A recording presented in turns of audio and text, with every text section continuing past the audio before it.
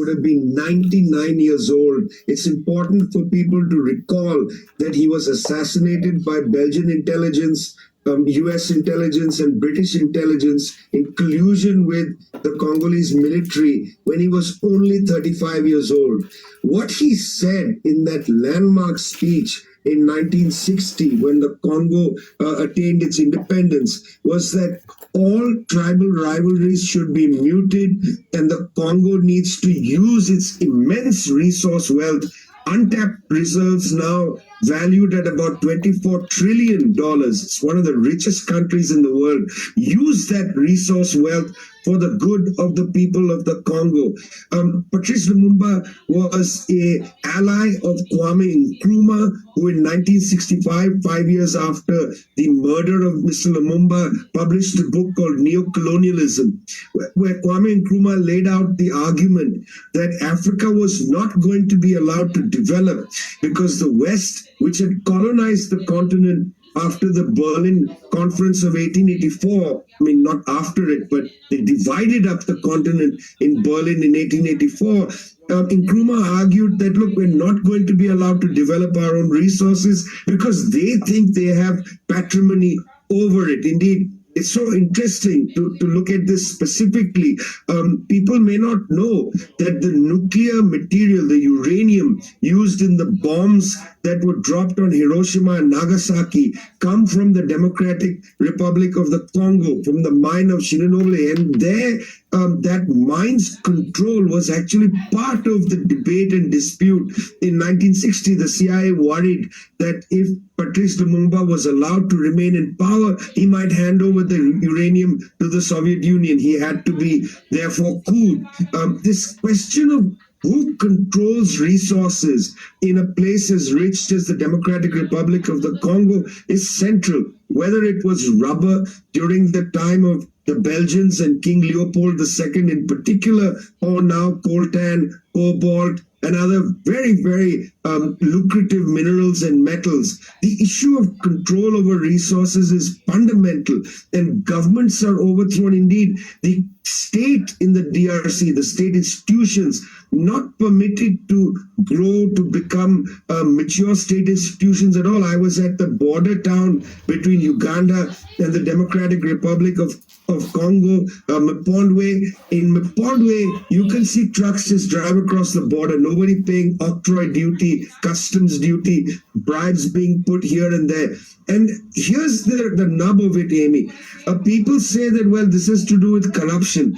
Corruption isn't a particular problem. It isn't the explanation for the problem in the DRC. Corruption is the symptom of a deeper problem, which is the prevention of the Congolese to control their own wealth. Equally, people sometimes say, well, there are tribal wars and so on. This is a fundamentally inaccurate statement. There are 400 different ethnic communities in the Congo, 200 plus languages spoken there. There's a great deal of difference. The question is, the Congolese have never been able to put forward a national project around how to unite the people into a proper country and so on. This has always been suborned by external intervention. And that's really what we argue, that the Congolese need to control their own wealth. And Vijay, you mentioned Nkrumah. In 1958, 2 years before Congo's independence, Kwame Nkrumah convened the All-African People's Conference, and it really represented the generation of revolutionary leaders who attended. Amilcar Cabral from Guinea-Bissau, Frantz Fanon from Algeria, Nasser from Egypt, Sékou Touré from Guinea, and also Lumumba. Could you talk about that conference and its impact on the independence movements throughout Africa? You know, it's very important that we reflect on Kwame Nkrumah for a minute, because just a few days ago, Kwame Nkrumah's eldest son, Dr. Francis Nkrumah, died in Accra, Ghana. Dr. Francis Nkrumah was 89 years old, an extraordinary pediatrician, highly respected scientist, and so on. Kwame Nkrumah is a much underrated figure in the African story. I mean, he is the person who, through the struggle in the Gold Coast, what was then the British colony of the Gold Coast, was able to establish the possibility of African freedom from colonial power. And at the same time, Mr. Nkrumah argued it wasn't just a question of national independence, but Pan-Africanism had to be central. The Pan-African consciousness had to produce African unity. The countries had to operate together. If they didn't stand together, they would hang independently. That was Dr. Nkrumah's very specific and important intervention into the debate about decolonization. And when he brought together these figures to the conference in Accra, it was a Pan-African conference. He counseled Patrice Lumumba when Mr. Lumumba was coming near power with the Mouvement National Congolais. It was Dr. Nkrumah who sent advisors in, sent people to assist and help the Congolese develop their political institutions and so on. Nkrumah did the same to others. Very interesting. In 1965, when he published his book, Neocolonialism, the Central Intelligence Agency of the US government reviewed the book. Considerable review, a real book review. And then they sent that review to all agencies of the US government. You know, I often say that the coup against Mr. Nkrumah in 1966 is the only coup that was related to a negative book review, a book review done by the CIA. But really, what was threatening about Mr. Nkrumah was the fact that he had this African unity agenda, that it was under his leadership and direction that the Organization of African Unity was created in 1963. And the coup against Patrice Lumumba was, in a sense, a coup not only because of the resources in the Democratic Republic of Congo, but the political allyship that Patrice Lumumba had with Nkrumah. They were together going to imagine the possibilities of African unity. English-speaking Ghana, French-speaking DRC, they would have had a captivating impact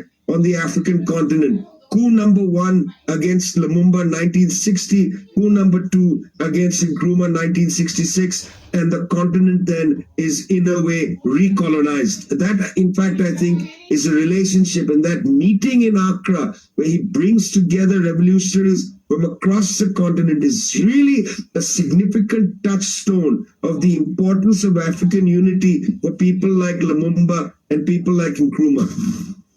And also, there's a lot of focus on the Congo's mineral wealth, but it also has an immense agricultural wealth, enough arable land to feed the entire continent, and yet its people remain among the poorest in the world.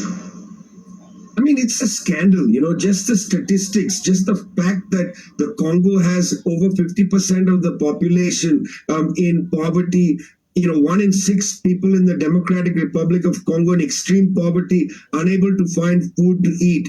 It is an extraordinary country. People who have visited the Democratic Republic of Congo will say it is extraordinary in the sense of its immense wealth, its forests, its lands, and so on. It's like 60 times the size of Belgium, which colonized the DRC. It's an extraordinary country, but it has never been permitted, even now, to develop its own project. The Democratic Republic of Congo and Zambia together produced a project to develop an electric car battery, but the government of Joe Biden intervened, subordinated the two of them to something called the Lupito Project or the Lupito Corridor Project, and said that, no, you can't do this alone. Zambia and the DRC can't do this alone. The United States must be there as a trustee, as an overseer. And that ridiculous racist policy continues till now. The Lupito Corridor Project isn't a neutral project of development. It's a project to prevent countries like Zambia and the Democratic Republic of Congo from creating their own electric battery industry. You know, in a sense, there's an idea that these countries should only produce raw materials. They can't produce industry. And that has to be, I think, deeply contested. It's not just some right-wing people who have that view. This is the view of the Biden administration. This is the view of neoliberals around the world. They don't want to allow Africa to industrialize. And that's a very important legacy of Lumumba and Nkrumah, this demand and fight that we must be able to produce our own commodity chain. We can't just be, in a sense, the sluice for raw materials. Vijay, we want to thank you so much for being with us.